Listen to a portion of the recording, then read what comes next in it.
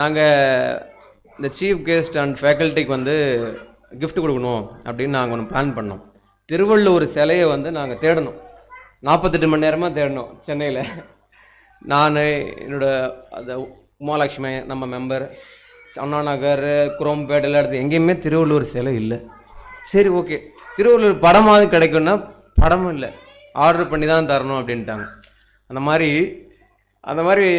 இப்போ மயிலா மேம் சொன்ன மாதிரி பசங்களும் வரல. அந்த பசங்களை வலுக்கட்டாயமாக வர வைக்கிறதுக்காகவே ஒரு ட்ரைனிங் ப்ரோக்ராம் பண்ணுறோம்.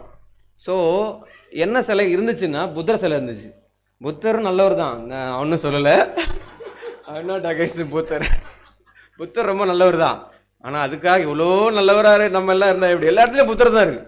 என்ன திருவள்ளுவரை காணோன்னா இருக்காரு, மனசுக்குள்ளே இருக்கார் போல். அவர் நம்ம நேராக கொண்டு வந்து வைப்போம்.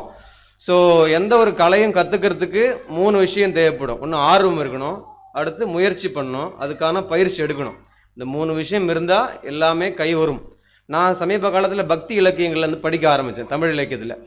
ஸோ அதில் நான் ஒரு விஷயத்தை பண்ணிட்டு இருந்தேன், திருப்புகழை வந்து மனப்பாடம் பண்ணிட்டு இருந்தேன். எங்கள் வீட்டில் எங்கள் அம்மா சொன்னாங்க ஒரு 6-8 மாதம் முன்னாடி, அதெல்லாம் வராதுடா, என்னடா பண்ணிட்டு இருக்கு அப்படின்னு சொல்லி. வந்துச்சு.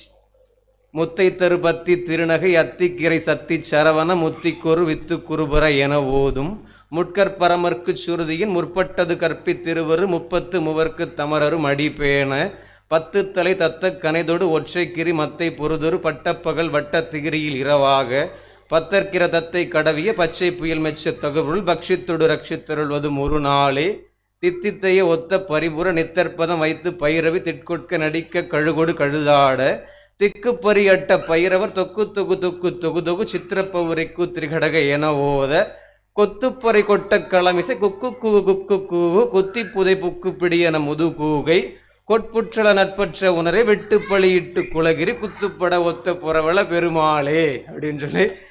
ஸோ இது இல்லாமல் அந்த திருவாசகத்தில் சிவபுராணமும் படித்தேன், சிவவாக்கியர் பாட்டும் படித்தேன்.